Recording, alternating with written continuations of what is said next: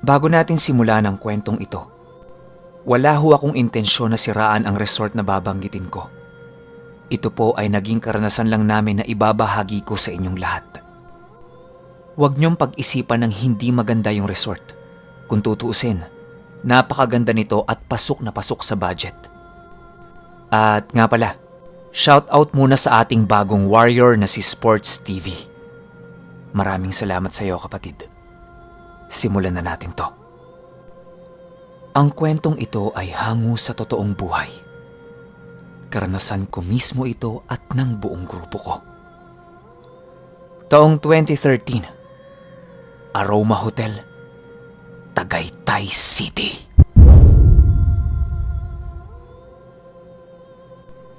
Itong mga panahong ito, palagi talaga kaming nagro-road trip ng grupo ko. Kung mapapansin nyo sa iba kong kwento, parang ilang beses kong nabanggit itong Tagaytay. Taga-south lang kasi kami kaya easy access lang makapunta dito. Sa pagkakatanda ko, merong isa sa amin ang papalapit na ang birthday, kaya naisipan naming i-celebrate yon ng mas maaga sa Tagaytay. Mga bandang hapon kami umalis nun para marami kaming magawa sa Tagaytay. Nung makarating kami dito, tumambay muna kami sa SB. Nag-iisip kung saan kami mag-check-in. Ang gusto kasi namin, yung may swimming pool sa loob. Tapos malapit lang din sa mga kainan. Para kapag napagtripan naming maglakad, pwede naming gawin. Habang tumitingin kami sa net ng mga hotel, merong umagaw ng pansin namin. Yun nga, yung Aroma Hotel. Bukod kasi sa mura dito, meron pang pool na hanggang 4 a.m. So, pwedeng-pwede sa amin yun. Bilang mahihilig kaming magpuyat. Napagkasunduan ng grupo namin na doon na lang mag-check-in. Nung makarating kami sa hotel, tinanong namin kung meron ba sila nung pangmaramihan. Kasi mga nasa 9 o 10 kami nun. Tapos meron pang susunod na isa, si Alvin. Sakto naman na konti lang ang naka-check-in sa hotel nila nun. Kaya ang nabigay nila sa aming kwarto, yung pinakamalaki. Guide ko lang kayo ha. Pagpasok nyo sa lobby ng Aroma Hotel, paglabas nyo sa gilid, nasa pinakakanan siya na part. Malaking kwarto yon. Good for 10 to 12 persons. Saktong-sakto yon para sa amin. Nung silipin namin yung kwarto, unang banat agad ni Johnny.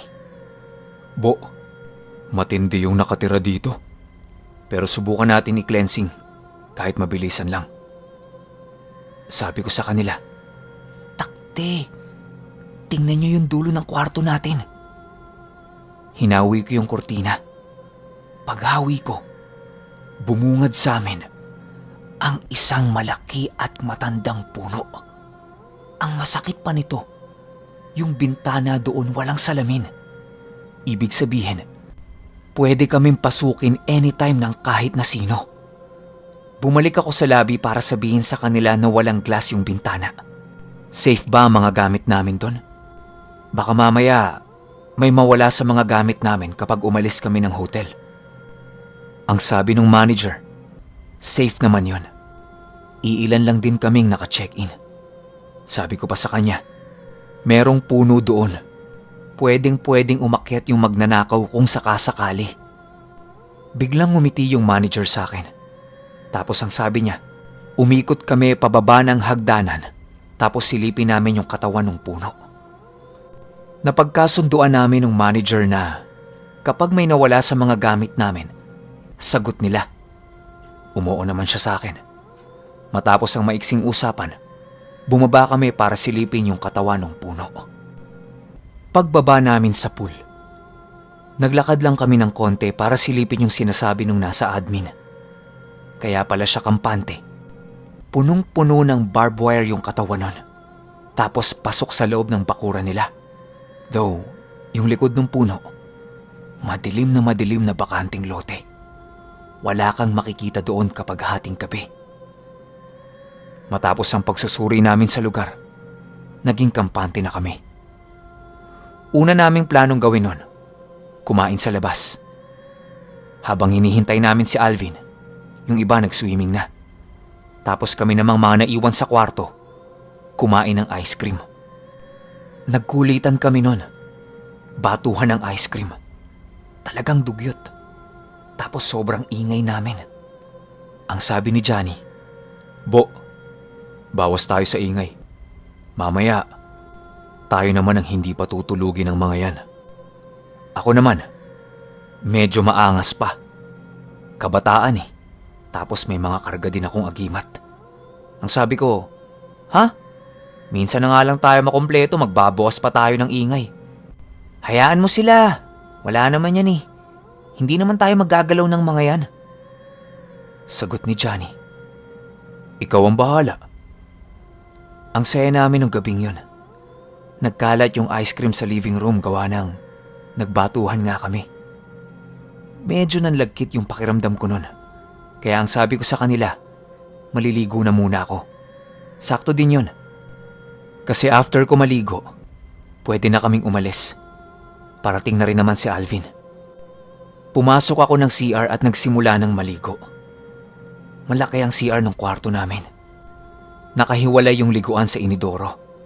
Tapos may mahabang kortina sa gitna nun para kapag naliligo ka, hindi mababasa yung sa may inidoro. Habang naliligo ako, medyo naririnig ko pa sila sa labas na nag-uusap-usap. Hanggang sa bigla na lang tumahimik.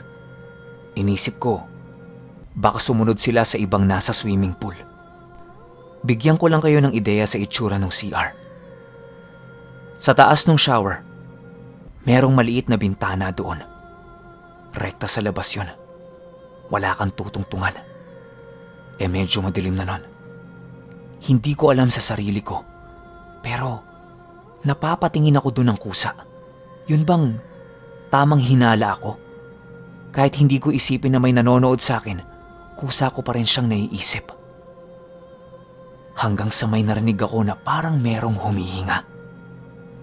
Ganitong ganito yung eksaktong narinig ko.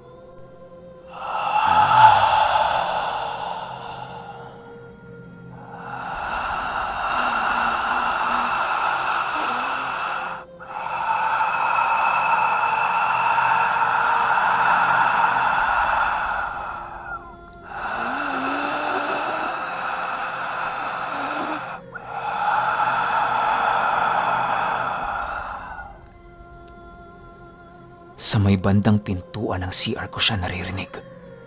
Ako naman, hindi ko pinag-isipan na multo yon.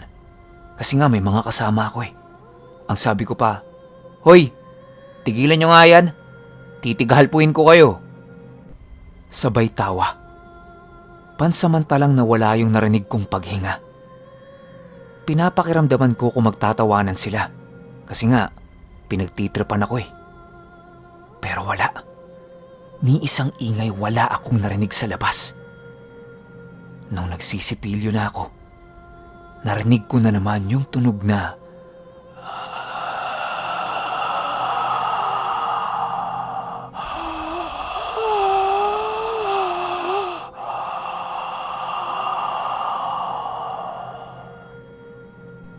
tumigil ako sa pagsipilyo at nagmumugna.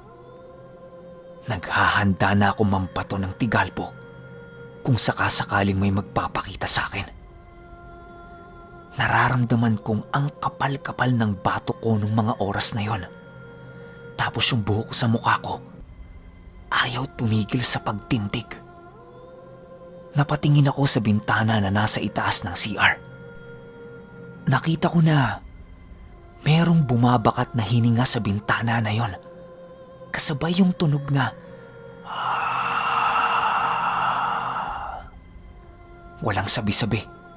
Dala na din ng sobrang takot ko. Nag-orasyon ako sa kamay ko ng 3 salita.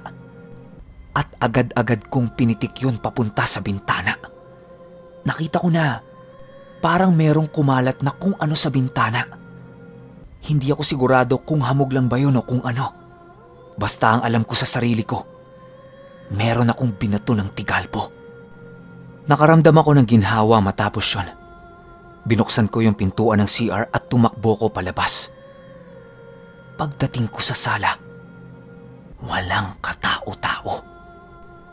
Maging sa kwarto kung saan kami matutulog, wala ring tao. Tumakbo ko papunta sa swimming pool. Andun silang lahat. Kumpleto. Sabayan pa nakadarating lang ni Alvin. Sabi ko kaagad, "Huy, walang tao kanina sa taas?" "Solid boy. Meron akong narinig sa CR na Tapos sa bintana merong humihinga." Sabay sabi si Johnny ng, "Di ba? Sabi ko sa iyo simula pa lang yan." Nung umakyat na sila sa kwarto para maligo, ayun, nagsabay-sabay sila sa CR dahil sa kwento ko. Nagkaroon kami ng diskusyon ni Johnny tungkol sa kwarto. Tinanong ko din yung manager ng hotel kung pwede kaming mag-pull out. Kaso, hindi kami pinayagan. Kasi, nakakailang oras na kami. Kaya ang nangyari, doon pa rin kami nagstay. Matapos nilang maligo at maghanda, umalis kami. Pumunta kami noon sa Mang Inasal, yung nasa circle. Doon kami naghapunan. Habang kumakain kami, sinabi ko sa kanila yung naging usapan namin ng manager. Napagdesisyonan din namin ni Johnny na lahat na lang kami sa kwarto matutulog. Total naman malaki yun. Pwede naming pagdikit-dikitin yung mga kama para kasya kaming lahat. Nung makabalik kami sa hotel, kwentuhan muna ulit kami. Hanggang sa nauwi sa kababalaghan yung usapan namin. Itong si Ella, sumasabay pa. Di ba may third eye yun? Ang sabi niya sa amin, bago kami umalis ng kwarto, merong batang hila ng hila sa damit niya. Tapos paglingon niya, nakita niyang biyak ang ulo nun. Tapos nakaluwa yung isang mata. Napapikit na lang siya at hindi niya sinabi sa amin yun. Baka kasi masira pa yung lakad namin. Bukod pa dun sa bata, meron siyang nakitang matandang babae ang nakalutang sa puno na may hawak-hawak na malaking sanga. Tapos sobrang sama ng titig sa akin. Oo, tama kayo ng tinig. Sobrang sama ng titig sa akin. Parang gusto nitong ihataw sa akin yung sanga niya. Tapos paikot-ikot yung matandang babae na yun sa puno. Paglalarawan pa ni Ella, parang nakakadena yun sa puno. Hindi makalayo. Habang nagkukwento si Ella tungkol sa mga nakita niya sa mismong kwarto namin, yung gripo sa kusina, maya't maya ang pagbukas at pagsara. Sabi ko pa kay Johnny, "Ano boy, round 2? Tigalpuhin ko na." Inawat ako ni Johnny kasi maaaring iba ang tamaan kapag nagbitaw ako ng tigalpo. Mas mainam na hayaan na lang namin at tirikan na lang ng kandila. Medyo magulo at maingay na sa kwarto namin nun. Gawa ng natatakot na yung iba. Tapos yung iba naman ginagawang katatawanan yung kwentuhan para mawala yung takot nila. Hanggang sa napagod na kaming lahat at nagpasya ng magsitulog. Lahat ng kasama ko ayaw pumwesto sa pinakadulo ng kama. Ando doon kasi yung bintanang walang salamin at nakadikit yun sa puno. Yung puno na may nakita si Elang matandang babae. Maski ako, ayokong matulog dun sa dulo. Ang masakit pa nito, ultimo si Johnny na malakas ang karga, ayaw ding matulog sa dulo. Para bang sinasadya niya. Kung tutuusin, magtatakbuhan yun kapag nag-orasyon siya ng matindi. Kaso nga lang, ayaw niya. Gusto niya lumapit yun sa amin. Kaya ang nangyari, nagsakripisyo si Clifford na matulog sa dulo. Kung maaalala niyo si Clifford, siya yung nasa kwento kong ang simula. Yung sinapian, siya yun. No choice naman siya. Lahat kami ayaw sa dulo. Pero ang kondisyon ni Clifford, katabi niya yung isa naming kasama na babae. Pumayag naman yun, kesa naman walang matulog sa dulo. Tahimik na ang buong paligid nun. Wala na rin nagsuswimming gawa ng 3:00 na ng madaling araw yun. Kanya-kanyang paantok na kami. Unti-unti na akong nakakatulog. Hanggang sa bigla na lang ako nagising. Alam nyo yung pakiramdam na pagpikit nyo bigla kayong gigising tapos wala na agad lahat-lahat ng antok ninyo? Yung power nap kung tawagin. Naranasan ko yan doon. Siguro, gawa ng marami din akong iniisip. Narinig ko si Clifford na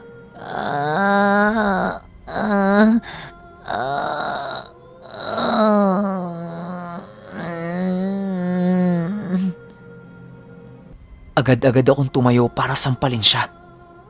Tumigil naman siya sa ginagawa niyang ingay. Pero hindi siya nagising. Pag-angat ko ng ulo ko, nakatapat ako sa bintana. Pero nakahawi yung kortina nito at kitang-kita ko yung puno. Kahit hindi ko isipin, kusang pumapasok sa isip ko lahat ng naging kwento sa amin ni Ella. Ang tagal kong nakatitig doon. Tapos, meron ng unti-unting namumuong imahe akong nakikita. Iniisip ko kung bibitaw ba ako ng tigalpo o hahayaan ko lang. Pero hindi ko napigilan ang sarili ko. Nung may narinig akong kalansing ng kadena, pumikit ako at humingi ng lakas sa gamit ko. Walang sabi-sabi. 5 salita ang ginamit ko at binato ko yon sa bintana. Naramdaman ko na parang merong humahawak sa braso ko. Napakalamig nun pero hindi ko nakikita. Napatingin ako sa braso ko saglit. Tapos pinagpag ko yun. Kasi ang lamig talaga. Tapos isang parte lang ng braso ko yung malamig. Para bang pinigilan ako nito. Pagbalik ko ng tingin sa bintana, nakaharang na ulit dito yung kortina. Pero ang nakakapagtaka, kahit malakas yung hangin sa labas, hindi gumagalaw yung kortina. Nanatili itong nakaladlad. Ginising ko na sila at sinabi kong pakiramdam ko medyo napapalaban ako. Sa pagkakatanda ko, ito yung line-up ng mga ginising ko. Una si Clifford, si Celine, si James, tapos si Ella.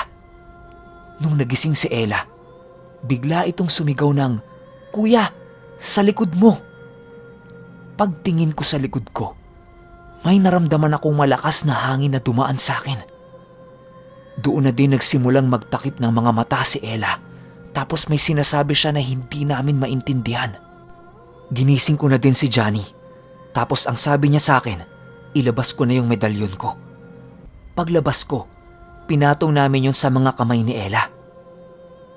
Di kalaunan, unti-unting kumalma si Ella at bumalik ito sa pagiging normal. Matapos yung mga pangyayari, lahat kami nagpasya na wag na lang matulog.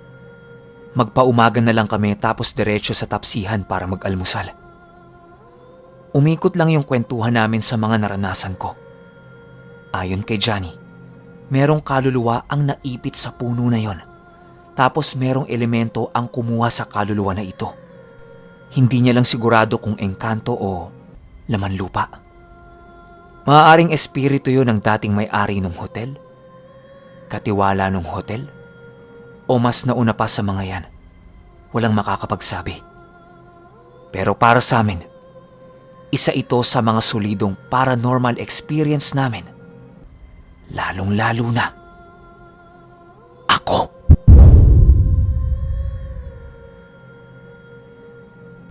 Okay, alam niyo tong Aroma Hotel na to? Hindi lang ako ang may experience dyan. Maging yung isa sa mga dubbing director ko. Shoutout muna natin, si Ma'am Gwen. Solid din yung experience nila dyan. Sila naman, nag-check-in doon sa mga pababang kwarto. Kasi yung hotel na yan, malaki yan eh. Tapos sobrang daming kwarto. Pero yung iba, hindi na nila pinaparentahan gawa nga ng lumang-lumang hotel na ito. Pero mura tsaka maganda. Kaya pwede na. Kung kayo ng grupo mo, naghahanap ng mga solidong paranormal experience, isa ito sa mga marerecommend ko. Masasabi kong mas malala pa yan sa La Peral White House at saka sa Diplomat Hotel. Kaya pagtapos ng lahat ng nararanasan nating sakuna, pwede niyong sadyain yan para makapag-relax-relax kayo. Sa ngayon, bahay muna tayo lahat. Tiis-tiis lang. Makakaraos din tayo. Mag-iingat kayo at wala magkakasakit sa atin, ha? Marami pa akong ikukwento sa inyo. Kaya, dyan lang kayo. Gusto ko, pagtapos ng lahat-lahat ng sakunang nangyayari sa atin ngayon, nandyan pa din kayo. Yun lang. Mag-iingat kayo ulit. At hanggang sa susunod na kwento, maraming salamat.